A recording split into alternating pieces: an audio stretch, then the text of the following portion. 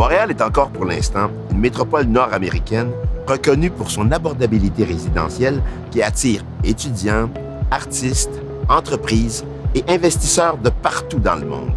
Or, dans ces quartiers centraux, comme dans plusieurs autres centres urbains du Québec, on assiste à un rapide rattrapage du prix des loyers de la moyenne canadienne, ce qui pourrait nous retirer cet avantage distinctif du reste du continent, et ce, en quelques années seulement. Mais avouez qu'on a tous un ami chanceux qui paie un prix ridiculement bas par rapport au marché. Par exemple, un locataire de cet immeuble qui paie seulement 990 $ de loyer par mois pour son 4,5. Comment c'est possible?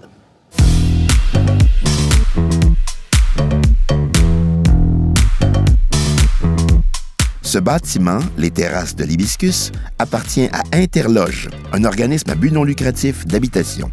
Interloge n'essaie pas de tirer un profit de cet immeuble.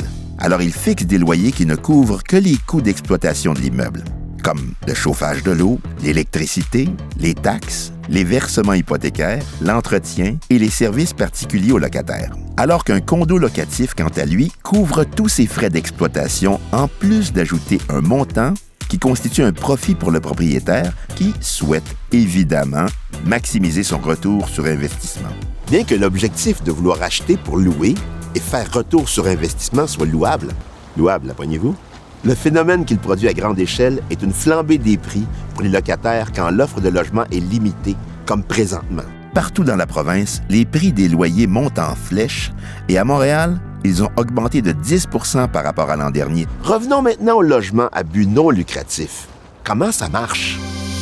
Il y a des entreprises d'économie sociale à but non lucratif spécifiquement pour le logement. Elles possèdent souvent plusieurs propriétés et les louent comme un propriétaire ordinaire, mais à un prix abordable, c'est-à-dire sous la moyenne du loyer dans leur secteur. Il y a aussi des coopératives d'habitation locative où des gens possèdent et gèrent collectivement un immeuble et le louent eux-mêmes. Finalement, il y a les logements publics fournis par le gouvernement et administrés par des offices municipaux d'habitation. Dans ces trois modèles de propriété à but non lucratif, les gouvernements peuvent offrir des subventions ponctuelles provenant du programme de supplément au loyer à une partie des locataires vulnérables d'un immeuble afin que ceux-ci ne paient que 25 % de leurs revenus. Et dans certains cas, des services psychosociaux offerts sur place peuvent être inclus. C'est ce qu'on appelle du logement social. Certains logements à but non lucratif reçoivent des subventions gouvernementales lors de la construction ou de l'acquisition pour rendre leur loyer vraiment abordable. Mais sans ces subventions, les loyers des logements à but non lucratif peuvent d'abord être assez comparables aux loyers du marché. Prenez par exemple l'OBNL d'habitation solide, qui a acquis 363 logements à Drummondville au printemps 2023.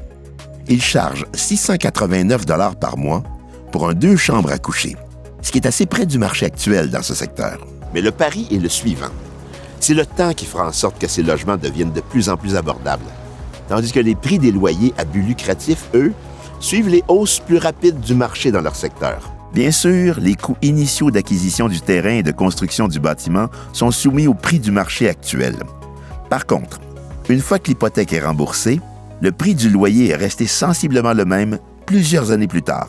Et le surplus dégagé des loyers sert maintenant à financer les améliorations locatives ou encore mieux, à acquérir de nouveaux logements dans le but d'agrandir le parc de logements à but non lucratif. C'est pourquoi beaucoup pensent que le logement à but non lucratif pourrait être une réponse à la crise et garantir un meilleur accès au logement. Ces modèles d'habitation sont encore trop rares à Montréal et au Québec en général, et les places sont limitées.